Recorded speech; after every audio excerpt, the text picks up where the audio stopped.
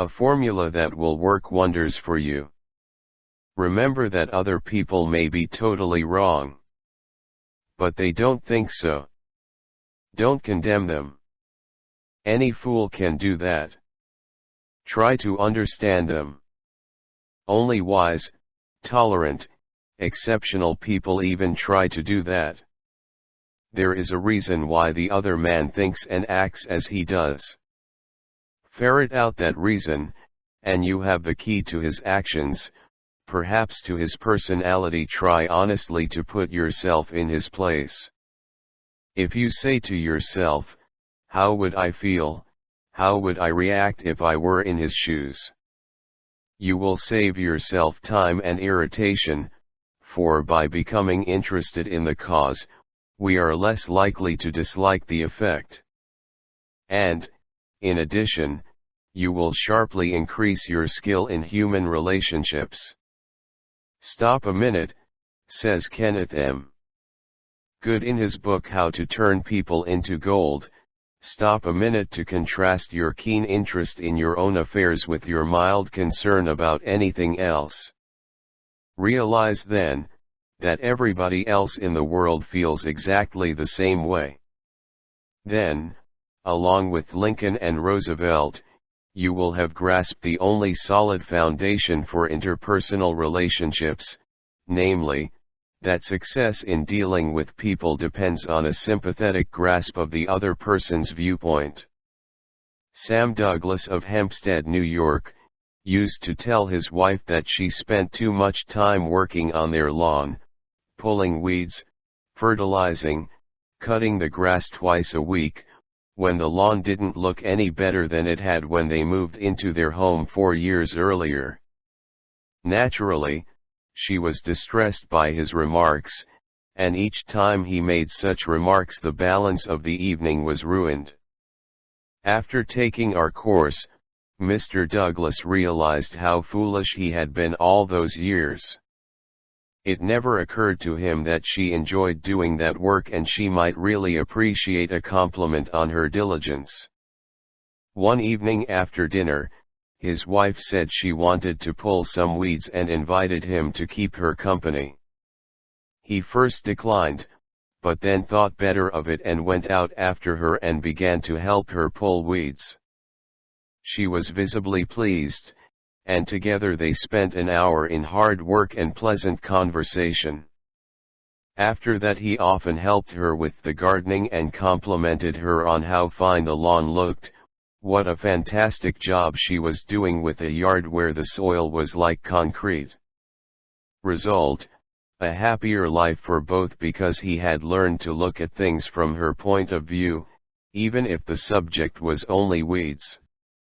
In his book Getting Through to People, Dr. Gerald S.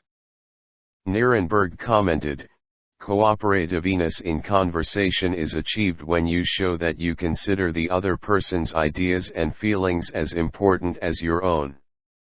Starting your conversation by giving the other person the purpose or direction of your conversation, governing what you say by what you would want to hear if you were the listener, and accepting his or her viewpoint will encourage the listener to have an open mind to your ideas. I have always enjoyed walking and riding in a park near my home. Like the Druids of ancient Gaul, I all but worship an oak tree, so I was distressed season after season to see the young trees and shrubs killed off by needless fires. These fires weren't caused by careless smokers. They were almost all caused by youngsters who went out to the park to go native and cook a frankfurter or an egg under the trees. Sometimes, these fires raged so fiercely that the fire department had to be called out to fight the conflagration. There was a sign on the edge of the park saying that anyone who started a fire was liable to fine and imprisonment, but the sign stood in an unfrequented part of the park, and few of the culprits ever saw it. A mounted policeman was supposed to look after the park. But he didn't take his duties too seriously, and the fires continued to spread season after season. On one occasion, I rushed up to a policeman and told him about a fire spreading rapidly through the park and wanted him to notify the fire department, and he nonchalantly replied that it was none of his business because it wasn't in his precinct. I was desperate, so after that when I went riding, I acted as a self-appointed committee of one to protect the public domain. In the beginning, I am afraid I didn't even attempt to see the other people's point of view. When I saw a fire blazing under the trees, I was so unhappy about it, so eager to do the right thing, that I did the wrong thing. I would ride up to the boys, warn them that they could be jailed for starting a fire, order with a tone of authority that it be put out.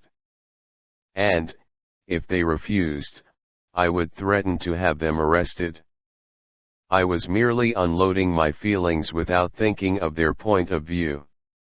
The result? They obeyed sullenly and with resentment. After I rode on over the hill, they probably rebuilt the fire and longed to burn up the whole park. With the passing of the years, I acquired a trifle more knowledge of human relations, a little more tact, a somewhat greater tendency to see things from the other person's standpoint. Then, instead of giving orders, I would ride up to a blazing fire and begin something like this: "Having a good time, boys? What are you going to cook for supper? I loved to build fires myself when I was a boy, and I still love to. But you know they are very dangerous here in the park. I know you boys don't mean to do any harm, but other boys aren't so careful. They come along and see that you have built a fire, so they build one and don't put it out when they go home, and it spreads among the dry leaves and kills the trees. We won't have any trees here at all if we aren't more careful. You could be put in jail for building this fire. But I don't want to be bossy and interfere with your pleasure. I like to see you enjoy yourselves. But won't you please rake all the leaves away from the fire right now, and you'll be careful to cover it with dirt, a lot of dirt, before you leave, won't you? And the next time you want to have some fun, won't you please build your fire over the hill there in the sandpit? It can't do any harm there. Thanks so much, boys. Have a good time." What a difference that kind of talk made. It made the boys want to cooperate. No sullenness, no resentment. They hadn't been forced to obey orders. They had saved their faces. They felt better, and I felt better because I had handled the situation with consideration for their point of view. Seeing things through another person's eyes may ease tensions when personal problems become overwhelming. Elizabeth Novak of New South Wales, Australia, was 6 weeks late with her car payment. On a Friday, she reported, "I received a nasty phone call from the man who was handling my account informing me, if I did not come up with $122 by Monday morning I could anticipate further action from the company." I had no way of raising the money over the weekend, so when I received his phone call first thing on Monday morning I expected the worst. Instead of becoming upset, I looked at the situation from his point of view. I apologized most sincerely for causing him so much inconvenience and remarked that I must be his most troublesome customer, as this was not the first time I was behind in my payments.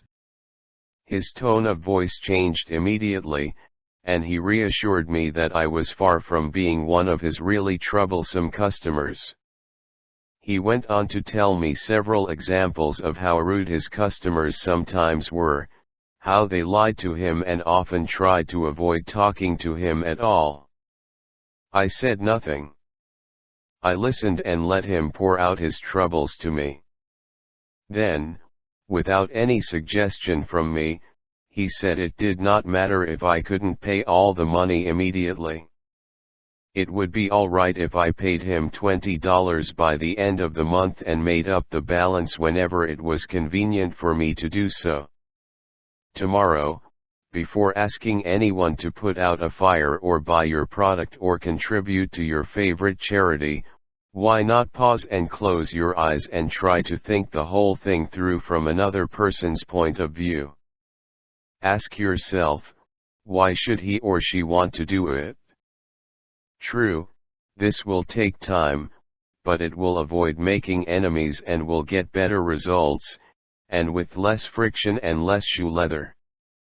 I would rather walk the sidewalk in front of a person's office for 2 hours before an interview, said Dean Donham of the Harvard Business School, than step into that office without a perfectly clear idea of what I was going to say and what that person, from my knowledge of his or her interests and motives, was likely to answer. That is so important that I am going to repeat it in italics for the sake of emphasis. I would rather walk the sidewalk in front of a person's office for 2 hours before an interview, than step into that office without a perfectly clear idea of what I was going to say and what that person, from my knowledge of his or her interests and motives, was likely to answer. If, as a result of reading this book, you get only one thing, an increased tendency to think always in terms of the other person's point of view, and see things from that person's angle as well as your own, if you get only that one thing from this book, it may easily prove to be one of the stones of your career. Principle 8. Try honestly to see things from the other person's point of view. Thank you for giving your valuable time for this video. We hope you learned something new today. Please like, share and subscribe our channel for more content.